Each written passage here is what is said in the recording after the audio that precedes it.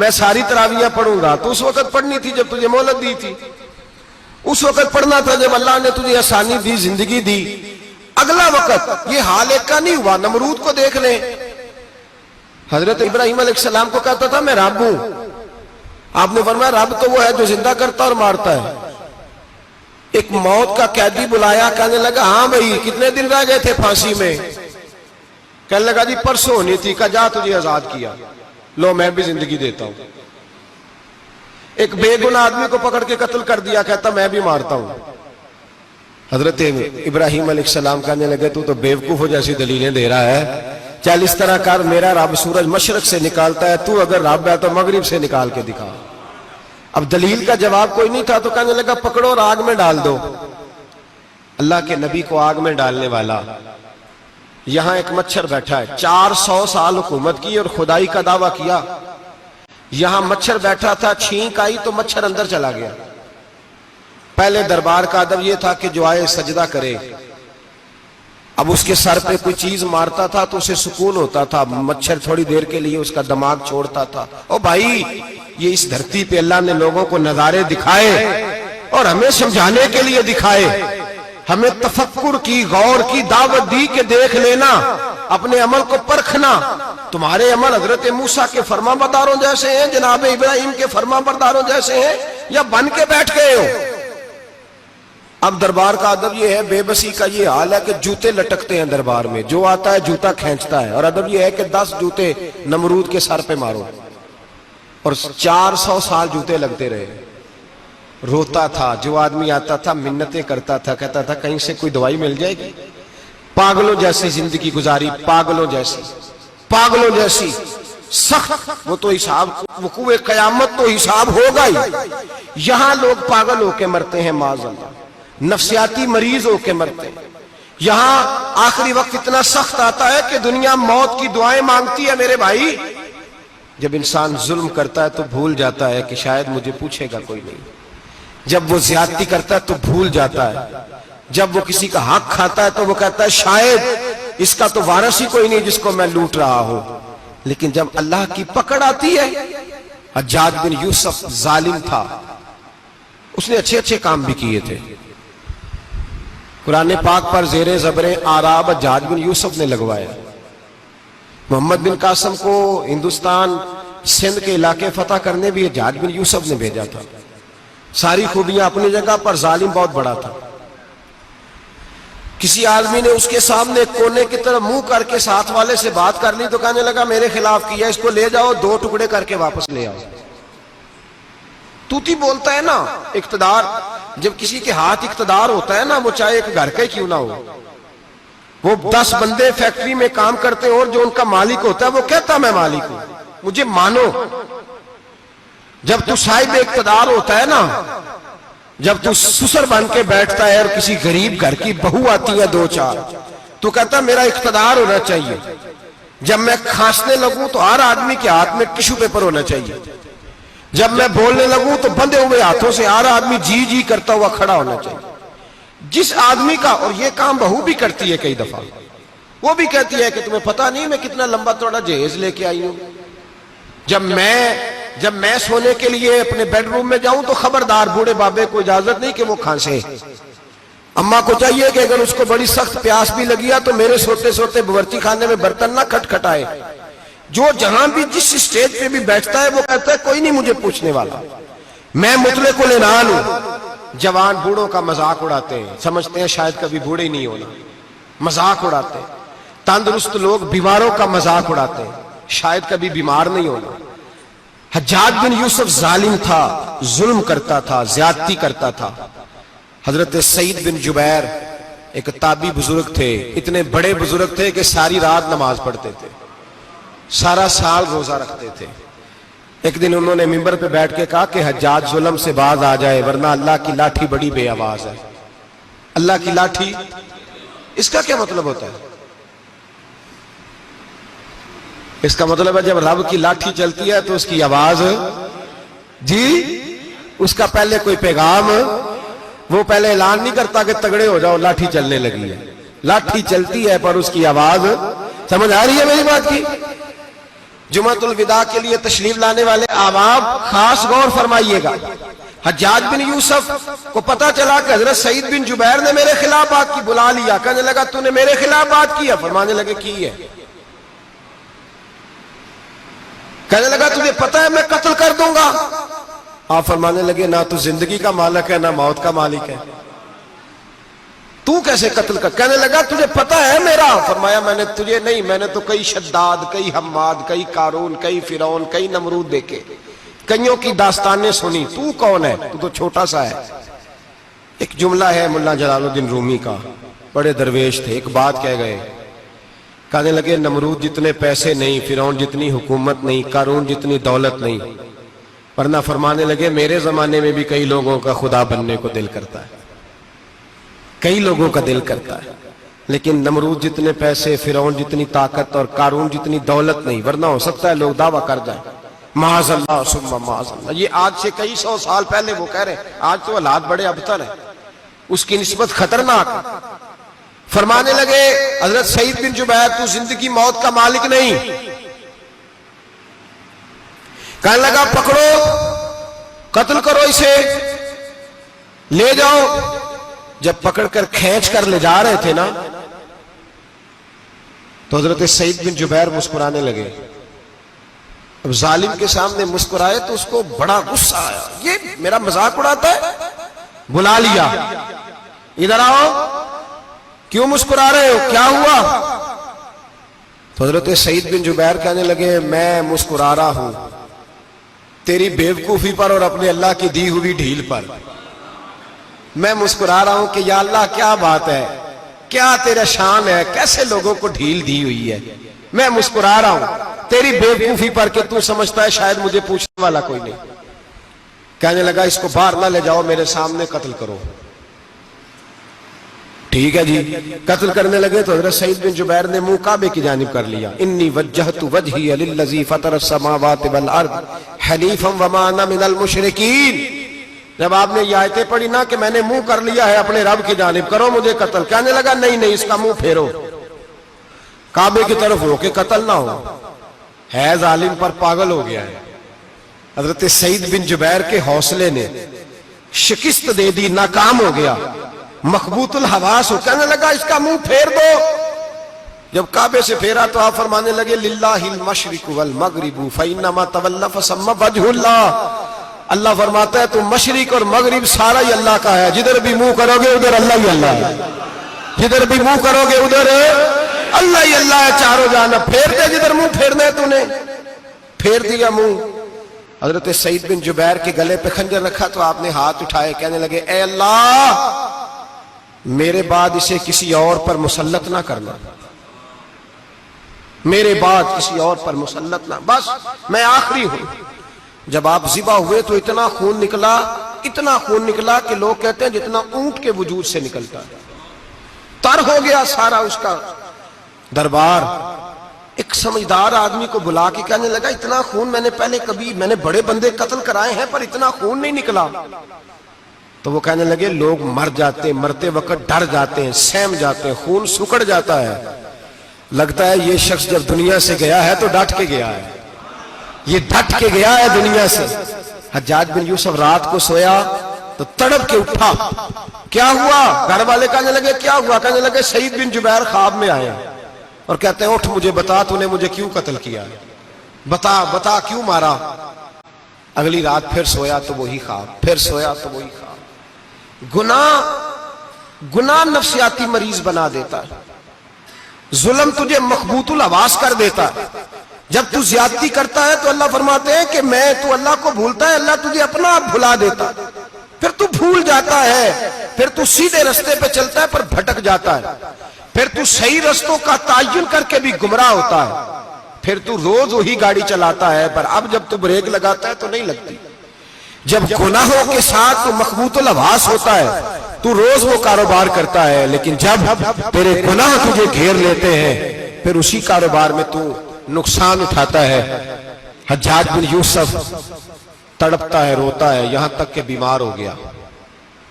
پیٹ میں درد ہوتی ہے, پتہ نہیں کیا ہوا, تکلیف ہوتی ہے, پتہ نہیں. سارے حکیم, طبیب, ڈاکٹر کوئی نہ سمجھ سکا کہ بیماری کیا ہے. جو بیماریاں خدائی ہوتی ہیں ان کا لوگوں کو پتا، جو آزمائشیں رب کی جانب سے ہوتی ہیں وہ ڈاکٹروں کے ہتھے نہیں چڑھتی. جو تکلیفیں اللہ دیتا ہے ان کا حکیم طبیب علاج نہیں کر پاتے، مشکل. اور شفا اسی وقت ہوتی ہے جب اللہ دینا چاہے، اور جب رب بھی دینا نہ چاہے تو بڑے بڑے ڈاکٹر کہتے ہیں کہ ہمارے بس کی بات نہیں رہی. بغداد سے حکیم آئے، پیٹ دیکھا، کہنے لگے نہ تیرے معدے میں کوئی دقت ہے، نہ تیرے جگر میں، نہ کسی اور جگہ، ماجرا کیا ہے؟ ایک آخری علاج ہے، آخری. وہ کیا؟ گوشت کا چھوٹا سا ٹکڑا دھاگے کے ساتھ باندھ کے منہ میں ڈالا، اور پھر ایک باریک سا تنکا لے کے اس کو اندر ڈالنے لگے گلے میں. وہ گوشت کا ٹکڑا جب حلق کے اندر اتر گیا، اس حکیم نے واپس کھینچا تو کیسے ایسی بدبو آئی جیسی کبھی سونگی نہ تھی. جانور کیڑے مکوڑے لگے ہوئے باہر نکلے، اور جب دیکھا تو جتنے محل میں لوگ بیٹھے تھے چلاتے ہوئے نکل گئے کہ یہ کیا مصیبتیں ہیں. حکیم بھی اٹھ کے دوڑنے لگا. کہا تجھے کیا ہوا؟ کہنے لگے حجاج تیری بیماری زمینی نہیں، تیری مصیبت زمینی نہیں. کہا میری مرض تک تم کیوں نہیں پہنچ پا رہے؟ تو کہنے لگے لگتا ہے تو بد دعا کا مریض ہے، لگتا ہے تو ظلم کا مریض ہے، تو جبر کا مریض ہے. تڑپتا رہا، سسکتا رہا. ایک وقت وہ بھی آیا کہ گھر والوں نے کمرے میں بند کر کے تالا لگا دیا، دیوار سے ٹکرے مارتا. او بھائی، جو گناہوں کے بیمار ہوتے ہیں انہیں شفا نہیں ہوتی. جو ظلم، جبر، بربریت کے بیمار ہوتے ہیں انہیں سکون قلبی میسر نہیں آتا. دوائیاں ان بیماریوں کی بنی ہوئی ہیں جو بیماریاں زمینی ہیں، جو بیماریاں خوراک کی بد پرہیزی سے ہوتی ہیں، جو گناہوں کی بد پرہیزی سے ہوتی ہیں. ان کی بیماریاں، ان کی شفا توبہ ہے، ان کی شفا رجوع اللہ ہے. ان کی توبہ، اللہ سے معافی مانگنے سے شفا ہوتی ہے. حجاج جب مرنے لگا تو بلایا، یہ رنگ بھی ذرا ملاحظہ کیجیے گا. 2-4 قریبیوں کو بلایا. پتا ہوتا ہے نا اپنے کرتوتوں کا آدمی کو، پتا سارا ہے سردار نوکیتیاں دا، پتا ہوتا ہے سارا. بلا کے کہنے لگا جب میں مر جاؤں تو مجھے رات کو دفن کرنا. کیوں بھائی، عورت ہے؟ کہنے لگا نہیں، رات کو دفنانا. ٹھیک ہے، رات کو دفنا دیں گے. پھر کہنے لگا جب صبح ہو جائے تو صبح ہونے سے پہلے پہلے میری قبر زمین کے برابر کر دینا، نشان مٹا دینا. کا وجہ تو کلمہ پڑھتا ہے، حضور کا حکم ہے کہ قبر کم از کم ایک بالش، ایک گیٹ اونچی ہونی چاہیے زمین سے کم از کم. تو تیری قبر مٹا دے. وجہ پتا ہوتا ہے اپنے ظلموں کا. کہنے لگا مجھے پتا ہے لوگ میرے مرنے کے بعد میری قبر بھی نہیں چھوڑیں گے. دنیا میں تو میرے جبر کی وجہ سے کوئی آ نہ سکا، لیکن میری قبر بھی لوگ جنازوں میں باتیں شروع کر دیتے. جنازوں میں نے ایسی بھی داستانیں سنی ہیں کہ کوئی مرا تو لوگ جوتوں کا ہار قبر پہ ڈال آئے. نہیں بھائی، تو جب زندہ تھا تو تیرے جبر ظلم کی وجہ سے نہیں کو بول سکا. ایک تو ہے قیامت میں حساب ہوگا، یہاں دنیا میں حساب ہونے لگتا. اتنی لمبی زبانیں لوگوں کی لٹک کر مرتے وقت باہر نکل آتی ہیں. دعا کریں، جمعہ ہے، اللہ تعالیٰ ایمان کی موت عطا فرمائے. دعا فرمائے رب تعالیٰ، اللہ تبارک و تعالیٰ توبہ کر کے جانے کی توفیق عطا فرمائے. جاگے جاگے اور سنے اور دعا کرے، اے اللہ تو ہمیں ظلم سے ویسے ہی محفوظ فرما. اگر ہم زیادتی کرنے لگے تو اے اللہ ہمیں اس سے منع فرما، ہمیں اس سے تو یہ توفیق دے کہ ہم باز آ جائیں اس گناہ سے. میرے بھائی، ایک تو دنیا میں سزا ہے، پھر قیامت کی سزا ہے، اور وہ زیادہ سخت ہے، وہ زیادہ سخت ہے. ہم لوگوں نے نا ہیلے بہانے بڑے بنائے ہوئے ہیں. بینک کے ساتھ کاروبار کرنے والا کہتا ہے نہیں مجبوراً لیا ہے، مجبوراً. مر رہا تھا تو آخری لبوں پہ تھا تو جائز ہے، جائز ہے. اس وقت جب تجھے کھانے کو لقمہ نہ لگے تو حرام کھانا بھی جائز ہے. کیا دقت تھی؟ کیوں اللہ رسول کے مقابلے میں کھڑا ہوا تو؟ کیوں سود کا دھندا کیا؟ کیا تکلیف تھی؟ کہاں تو الجھ گیا تھا؟ ہم جان بوجھ کے اپنے لیے جہنم کٹھی کرتے ہیں، پھر کہتے ہیں سکون نہیں زندگی میں. کہاں سکون آئے گا؟ کیسے آئے گا؟ ہم نے خود آگ لگائی ہے چمن میں اپنے. جو قیامت کی سزا ہے، میرے نبی پاک علیہ السلام نے فرمایا رب تمہیں سامنے کھڑا کرے گا. اور کس طرح کھڑا کرے گا؟ فرمایا لوگوں کے وجود سے کپڑے اتر جائیں گے، زمین اس طرح دہکے گی جس طرح تانبا زمین پہ رکھا جائے اور آگ جلائی جائے. تانبا دیکھا آپ لوگوں نے؟ یہ بھی گرمی گزری ہے نا, تو فرش پر جب سورج پڑتا تھا تو ننگے پاؤں چلا نہیں جاتا تھا. صحیح کہہ رہا ہوں؟ ننگے پاؤں, بچے کا پیر زمین پہ لگتا تو چیخ اٹھتے ہیں, کہتے ہیں اوہ جل گیا پیر. حالانکہ یہ فرش دنیا کے, اور اگر تانبے کے اندر خاصیت ہے کہ اگر کوئی دھات جلدی اور زیادہ گرم ہوتی ہے تو وہ تانبا ہے. میرے نبی نے مثال دی تو اس کی دی جو سخت تھا, فرمایا تانبے کی طرح زمین تپائی جائے گی اور پھر ننگے پاؤں رب تمہیں کھڑا کرے گا. آج سورج کی پشت تمہاری جانب ہے, قیامت میں منہ تمہاری جانب ہوگا. نیزہ آپ نے دیکھا ہوگا, نیزہ ہوتا تھا. فرمایا یہ جو تم نیزے دیکھتے ہو صرف 1.25 نیزے کے برابر سورج قریب آ جائے گا اور پھر اللہ تمہیں سامنے کھڑا کر کے تم سے سوال جواب کرے گا. اور حضور نے کہہ دیا ہے تو اب کسی نعت خواں کے کہنے سے بات بدل سکتی, کسی پیر کے کہنے سے جملہ بدل سکتا, کسی خطیب کے کہنے سے فکر نہ کرنا وہ سامنے جنت پڑی ہے, اب بات بدل سکتی؟ خدا کی رحمت پر بھروسہ رکھنا ضروری ہے, نبی پاک کی شفاعت کی امید رکھنا, بولیے. لیکن جو حضور نے بیان کیا ہے اس کو ماننا بھی یہ بھی ضروری ہے. میرے نبی پاک نے فرمایا اللہ تم سے حساب لے گا اور اللہ پوچھے گا, تم نے جواب دینا ہے. حضور کس کس شے کا؟ فرمایا جو پہنتے ہو اس کا جواب نہیں دینا, جو کھاتے ہو اس کا جواب نہیں دینا, جو اللہ کے راستے میں دیتے ہو اس کا جواب, باقی ہر شے کا جواب دینا ہے. ادھر جو پلاٹ ہے اس کا بھی جواب دینا ہے, اور جو جی وہ جو بچوں کو پیسے بتائے ان کا بھی جواب دینا ہے, جو چھپائے ہیں ان کا بھی. ثم لتسألن یومئذ عن النعیم, جو کمیٹی اپنے محلے میں ڈالی ہے اس کا بھی جواب دینا ہے, جو سسرال کے علاقے میں ابا جی سے چوری ڈالی ہوئی ہے اس کا جواب بھی, سب کا جواب دینا ہے, تمام حساب کتاب. اور اللہ فرماتے ہیں میں سامنے کھڑا کر کے ہر سوال کا تجھ سے جواب, تجھے ہر سوال کا جواب. صاحب اچھا یہ جو بڑے لوگ تھے وہ حساب سے ڈرتے تھے, ہم چھوٹے لوگ ہیں ہم حساب سے ہم نہیں ڈرتے, ہم کہتے ہیں دیکھی جائے گی. بڑے لوگ جو تھے وہ حساب سے. حضرت ابو بکر صدیق دعا کرایا کرتے تھے, دعا کرو اللہ مجھ سے حساب نہ پوچھے. حضرت عمر فاروق رضی اللہ تعالیٰ عنہ اپنے بیٹے سے کہتے تھے بیٹا اپنے باپ کے لیے رحمت کی دعا کرنا, میں درگزر والا ہوں, میں حساب والا کوئی نہیں. بڑے لوگ ڈرتے تھے, بڑے لوگ. حضرت عثمان غنی قبر پہ کھڑے ہوتے تھے تو داڑھی آنسوؤں سے بھیگ جاتی. غلام کہتے ہیں حضور 3 دفعہ نبی پاک نے آپ کو جنت کی بشارت دی ہے, 3 دفعہ بشارت دی ہے, تو آپ کیوں اتنا روتے ہیں؟ عثمان غنی فرماتے جس رسول نے مجھے جنتی کہا ہے اسی محبوب نے مجھے فرمایا تھا عثمان قبر آخرت کی منزلوں میں سے پہلی منزل ہے. اور آپ فرماتے میرے تو کمرے میں دیا گل ہو جائے تو مجھے ڈر لگتا ہے, اس میں تو مکمل اندھیرا ہے.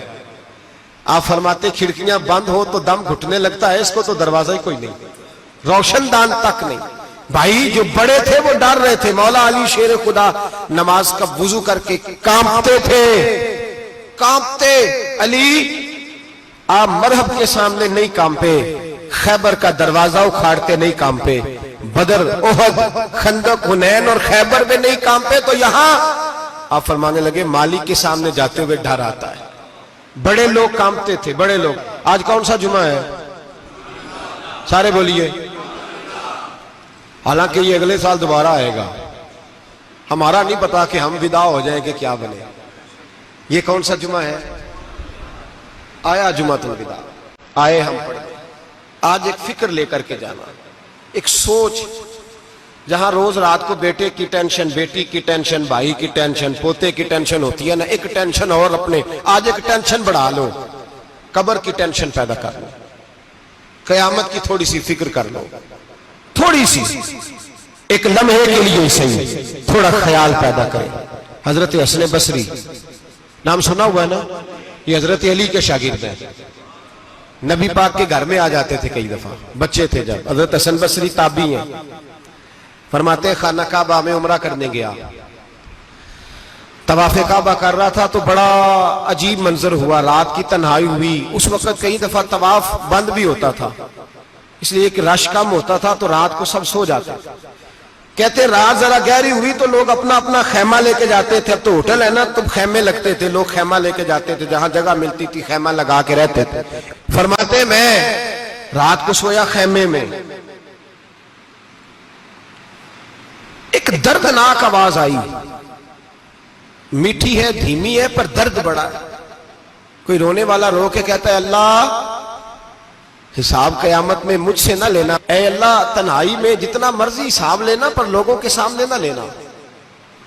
اور پھر کہتا ہے اللہ فضل تو تب کرے جب تو میرا حساب پوچھے ہی نہ. پھر چند منٹ گزرے تو پھر وہ رونے لگا, میرے کانوں میں آواز آئی, کہنے لگا اے اللہ حساب تو ان کا لیا جاتا ہے جو حساب کے قابل ہوتے ہیں. اعلیٰ حضرت کہتے ہیں نا رضا سے تو کیا حساب لے گا, رضا بھی کسی حساب میں ہے. اے اللہ میں قابل نہیں, مجھ سے حساب نہ لینا. کہتے تھوڑی دیر گزری تو پھر وہ رونے لگا, پھر ذرا سانس سنبھلے تو پھر کہنے لگا اے اللہ میں تو لوگوں کو کوئی بندہ حساب پوچھ لے تو نہیں دے سکتا, میں تجھے کیسے حساب دوں گا. پھر تڑپنے لگا. کہتے تھوڑی دیر گزری تو پھر ایک لفظ انہوں نے کہے رونے والے نے, کہنے لگے اللہ دیکھ تیرے محبوب کا فرمان ہے جو معافی مانگے تو اسے معاف کر دیا کرتا ہے. اے اللہ میں معافی مانگنے آیا ہوں اور مسجد نہیں آیا, میں کعبۃ اللہ ہی آ گیا ہوں. کہتے ہیں وہ اتنا روئے کہ چیخ آئی ان کی, اور جب دھڑام سے کوئی زمین پہ گرا تو میں پریشان ہوا کہ اب تو بے ہوش ہو گیا. فرماتے ہیں میں زور سے اٹھا فٹافٹ اور اس شخص کی طرف بڑھا. میرے دل میں خیال ہے کوئی گناہگار ہے بیچارہ, تو چلو میں بھی دعا کرتا ہوں, اس کو کہتا ہوں بیٹے فکر نہ کر اللہ تیری مدد کرے گا. فرماتے میں گیا اس نیت کے ساتھ کہ میں کہوں گا چلو اٹھو تم بھی دعا کرو میں بھی کرتا ہوں, اللہ ہم سے حساب نہ پوچھے. کہتے میں گیا تو وہ شخصیت بے ہوش پڑی تھی, کالے سیاہ بال ان کے چہرے پہ بکھرے ہوئے تھے. کہتے لوگوں جب میں نے زلفیں ہٹائیں چہرے سے تو میرا وجود کانپنے لگا آسمان ٹوٹ پڑے گا, زمین پھٹ جائے گی, ستارے بکھر جائیں گے, آج بہ جائیں گے سمندر. فرماتے میری چیخیں نکل گئی, یہ کوئی گناہگار تو نہیں, یہ تو حضرت فاطمہ کے پوتے امام زین العابدین ہے, یہ تو امام حسین کا وہ بیٹا ہے جو کربلا میں تنہا بچے تھے. فرماتے میں امام کا چہرہ دیکھا تو بھاگ کے آیا اور میں نے اپنی داڑھی ان کے پیروں کے ساتھ مس کی اور میں نے کہا حضور اٹھئے. امام اٹھے تو میں نے کہا شہزادے تیرے تو اشارے سے اللہ کئی گناہگاروں کو بخشے گا, تیری تو دعا سے اللہ بخشے گا, یہ کیا کر رہے ہو. تو امام زین العابدین کہنے لگے حسن بصری ادھر آ یار, ادھر آؤ بزرگو, میرے دادا کے پاس رہنے والے ہو, میں نے نا آج ہی سنا ہے کہ اس کا عذاب بڑا سخت ہے, آؤ میرے لیے دعا کرو, اللہ پاک مجھ سے حساب نہ پوچھے. کہا حضور نہ کریں. اب فرمانے لگے تجھے نہیں پتا کچھ چیزیں ایسی ہیں کہ رب نے اگر حساب پوچھا تو میں واقعی جواب نہیں دے پاؤں گا, چل کر میرے لیے دعا. کہتے میں نے ہاتھ باندھے حضور میں نہیں کرتا, اٹھا کہہ. فرماتے میں نے ہاتھ اٹھائے, میں نے کہا اے اللہ تیرے رسول کا شہزادہ ہے, یہ تیرے رسول کا شہزادہ ہے, یہ کہہ رہا ہے تو فضل کر. وہ بھائی جو بڑے تھے وہ تو تڑپتے تھے, سسکتے تھے. ابو علی ہیتی کہتے خانہ کعبہ میں پتھر پہ سر رگڑ رگڑ کے کوئی بوڑھا کہہ رہا تھا اے اللہ اول تو حساب نہ لینا, اور اگر لینا تو مجھے اندھا کر کے اٹھانا, میں تیرے نیک بندوں کے سامنے شرمندہ نہیں. اقبال رو پڑے. اقبال کچھ لوگوں نے لکھا ہے یہ آخری ربائی ہے ڈاکٹر اقبال کی, آخری. اس کے بعد شاید اس نے کلام نے کچھ سیرت نگاروں کا خیال ہے. اقبال مدینے کی طرف منہ کر کے کہنے لگے تو غنی از ہر دو عالم من فقیر, اللہ تو غنی ہے میں تو فقیر ہوں. روز محشر عذر ہائے من پذیر, اے اللہ اول تو میرا کوئی عذر قبول کر لینا محشر کے دن, اور اگر نہ کرنا ہوا اگر تمہیں بینم حسابم نہ گزیر, اگر ضرور ہی میرا حساب لینا ہے, اے اللہ اگر تو نے ضرور لینا ہے, اے اللہ اگر ضرور ہی لینا حساب, اول تو میرا عذر مان لینا, میری کمزوری پہ رحم کرنا, اے اللہ میرے بڑھاپے پر میری کمزوری پر رحم کرنا, اگر ضرور حساب لینا ہے از نگاہ مصطفیٰ پنہا بغیر, تو اے اللہ ذرا حضور کی نگاہوں سے اوجل کر کے لینا. اے اللہ مجھے شرم آئے گی, میرے مصطفیٰ کریم فرمائیں گے میں تو تجھے ہر بات سمجھا کے آیا, ایک جگہ تیری رہنمائی کر کے آیا، تو کیسے عمل کما، ذرا اوجھل کر کے از نگاہ مصطفیٰ پنہا بغیر، ذرا حضور کی آنکھوں سے اوجھل کر کے سائیڈ پہ کر کے لینا، میں برداشت نہیں کر پاؤں گا۔ حضرت ابو علی ایتی کہتے ہیں بابے نے سر رکھا ہوا ہے اور کہتے ہیں اللہ مجھے اندھا کر کے اٹھانا۔ فرماتے میں گیا، میں نے کہا چلو میں دعا کرتا ہوں جا کے۔ فرماتے جب میں نے جا کے بزرگوں کی کمر پہ ہاتھ رکھا، ان کا چہرہ دیکھا تو یہ کوئی گناہگار تو نہیں، یہ تو بغداد کے پیر عبد القادر جیلانی ہے، یہ تو محبوب سبحانی غوث سمدانی ہے، یہ تو وہ شخص ہے جو قدم لگائے تو اللہ ولایت عطا کرتا ہے۔ جو بڑے تھے وہ ڈر رہے تھے۔ معین الملت والدین، عطائے رسول، ہند الولی، غریب نواز حضرت خواجہ معین الدین اجمیری رحمت اللہ علیہ، خواجہ قطب الدین بختیار کاکی کو تنہائی میں بلا کے کہنے لگے معین الدین سید زادہ ہے، معین الدین حضور کے خاندان میں پیدا ہوا ہے، معین الدین سے اس کے پیر کو بڑی امیدیں تھیں، معین الدین کو رسول پاک نے ہندوستان بھیجا تھا، پر قطب الدین یار معین الدین تبلیغ کا حق نہیں ادا کر سکا۔ حضرت خواجہ قطب الدین کہنے لگے حضور 90 لاکھ تو مسلمان کر دیے، اور کیا حق تھا؟ فرمایا نہیں، جب تو تہجد کی نماز پڑھے نا بیٹا اپنے لیے دعا مانگنا تو خدا سے کہنا مولا میرے پیر کی کوتاہیاں معاف کر۔ وہ جس اعزاز کا تھا وہ کام نہیں کر سکتا، جو بڑے تھے ان کی تو باتیں بڑی تھی، یہ جو ہم چھوٹے آئے ہیں نا نئے، ٹکٹیں دیتے پھرتے ہیں، ٹکٹیں، بے نمازی جاہل ان پڑھ پیر ٹکٹیں بانٹتا ہے لوگوں کو، تو بھی بخشا ہے تو بھی بخشا ہے۔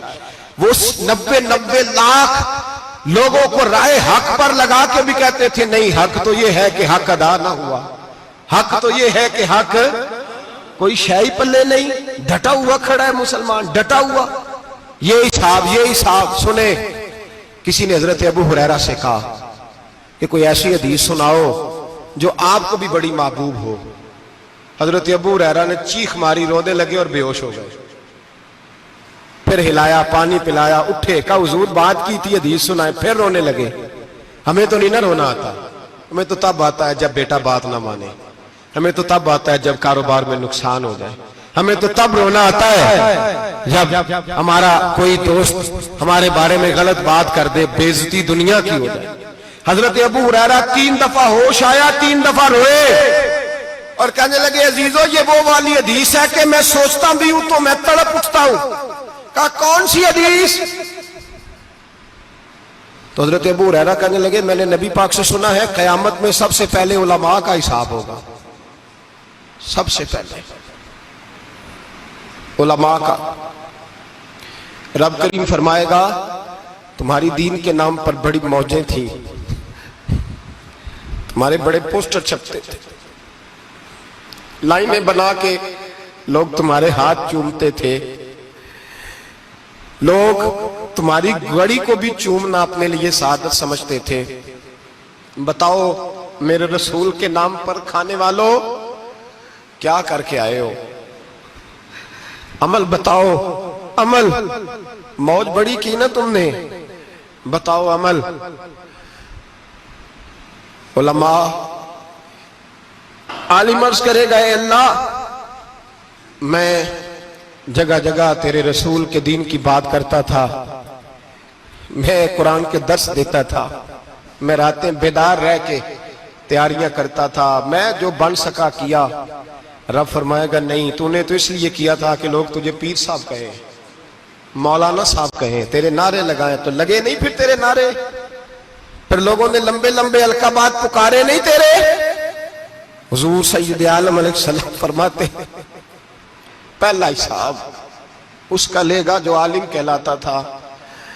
رب پوچھے گا تجھے طاقت دی، ہمت دی، بولنے کی صلاحیت دی، اپنے فضل سے دی، بتا کیا کما کے آیا ہے۔ حضرت ابو ہریرہ روتے ہیں، کہتے ہیں میں بھی تو حدیثیں سناتا ہوں، میں بھی تو عالم ہوں، میرے پیچھے بھی تو لوگ بھاگتے ہیں۔ لوگوں بتاؤ اگر اللہ نے ابو ہریرہ سے پوچھا تو کیا جواب دے گا؟ اللہ فرمائے گا علماء کے لیے بخاری مسلم ہے، انہیں اٹھاؤ اور جہنم میں ڈال دو۔ امام غزالی فرماتے ہیں اگر کسی عالم کو سزا ملی تو سب سے سخت عالم کو ملے گی، دعا فرمائے اللہ میرے جیسے لوگوں کو ہدایت کا رستہ عطا فرمائے، اور جو کہتے ہیں سمجھتے ہیں اللہ اس پر عمل کی توفیق عطا فرمائے۔ فرمایا حضرت ابو ہریرہ نے دوسرے نمبر پر سخی اللہ کی بارگاہ میں کھڑا کیا جائے، مالدار۔ رب فرمائے گا بول، کچھ ایسے بھی تھے جن کے پاس شام کی روٹی نہیں تھی، تجھے میں نے تیری تجوری بھر کے تجھے دولت عطا کی، تجھے وراثت میں نے مربے دیے، جائیدادیں دی، بتا۔ وہ کچھ وہ تھے سویرے مزدوری کرنے جاتے تھے، کما کے لاتے تھے، ہزاروں روپیہ تیری بینک میں پڑا تھا، بتا کیا کیا تو نے؟ اے اللہ میں نے مسجد میں دیے، مدرسے میں دیے، 30 دن افطاریاں پکاتا رہا۔ اللہ فرمائے گا تو جھوٹ بولتا ہے، تو سارا کچھ اس لیے کرتا تھا کہ لوگ تجھے سخی کہے۔ ہاں ہاں تیرا اعلان ہوا مسجد میں، لوگوں نے کہا وہ دیکھو کتنے پیسے دے رہا ہے، اس کا وہ دیکھو نام لکھا ہوا ہے ہسپتال کے ایک کونے میں کہ یہ والا بلاک فلاں سیٹھ صاحب نے بنایا، یہ دیکھو لکھا ہوا ہے کہ یہ کمرہ مدرسے کا اس نے بنایا، تو لکھ دیا گیا، نعرے لگ گئے، اب جا دوڑ جا، اللہ جہنم میں پھینک دے گا۔ فرمایا پھر شہید کھڑا کیا جائے گا، ہاں بھئی تجھے طاقت دی، ہمت دی، بتا کہاں خرچ کی، کہاں؟ اے اللہ شہید ہی ہو گیا۔ فرمایا وہ تو اس لیے ہوا تھا کہ لوگ تجھے شہید کہیں، بہادر کہیں، تیرے نام پہ روڈ کا نام رکھا جائے، تمغائے حسن کارکردگی ملے، سو مل گیا۔ میرے لیے بتا کیا کر کے آیا ہے، میرے لیے، اسے اٹھاؤ اور جہنم میں پھینک دو۔ بھائیو عذاب کڑا ہے، عذاب سخت ہے، حساب سخت ہے، اور جو حساب لینے والا ہے اس کو، میں نا تراویح ہو رہی تھی تو قاری صاحب نے ایک سورہ یاسین شروع کی، وَامْتَازُوا الْيَوْمَ أَيُّهَا الْمُجْرِمُونَ۔ اللہ فرماتا ہے قیامت میں کہوں گا مجرم جو ہے نا وہ صفوں سے باہر آ جائے، صفوں سے باہر آ جائے۔ ایک ہمارے فزکس کے ٹیچر ہوتے تھے تو بڑی سخت چھڑی مارتے تھے، تو جب وہ قد بھی بڑا تھا، جلال بھی بڑا تھا، اور اصول بڑے اچھے انسان تھے لیکن سخت تھے، تو مجھے یاد آتا تھا کہ جب وہ سویرے آ کے کہتے تھے جس نے کام نے لکھا وہ باہر نکل آئے،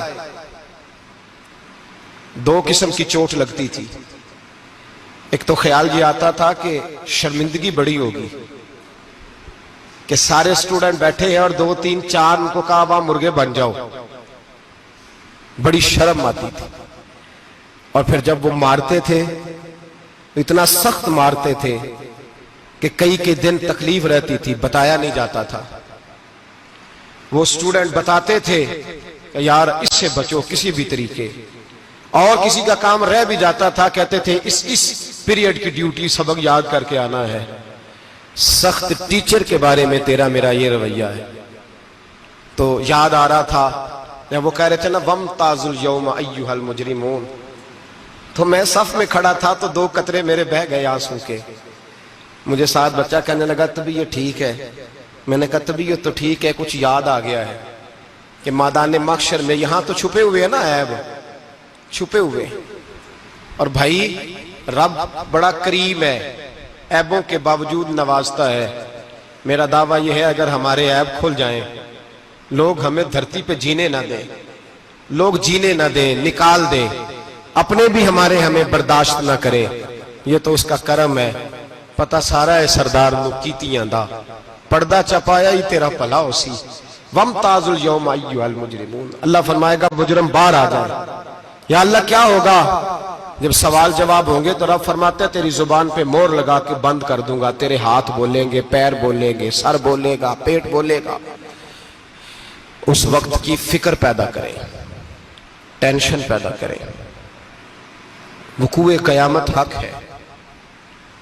اور باندھ کے نا لوگ پیر باندھ کے زور کے ساتھ باندھتے، سگا بیٹا جب قبر میں دفن کرتا ہے نا تو وہ بھی کہتا ہے وہ کونا، یہ کونا تھوڑا سا مٹی کم ہے، یہاں بھی مٹی ڈالو۔ پہلے لوگ روزانہ جاتے ہیں، پھر ہفتے کے بعد، پھر مہینوں بیت جاتے ہیں، کچھ قبریں ایسی بھی ہیں جن پہ کھڑے ہوں تو لگتا ہے قبریں رو رہی ہیں اور کہتی ہیں جاؤ میرے گھر والوں سے جا کے کہو کوئی پھیرا ہی لگا جائے، ایک دفعہ آئے تو صحیح، کوئی مٹی نہیں ڈالتا۔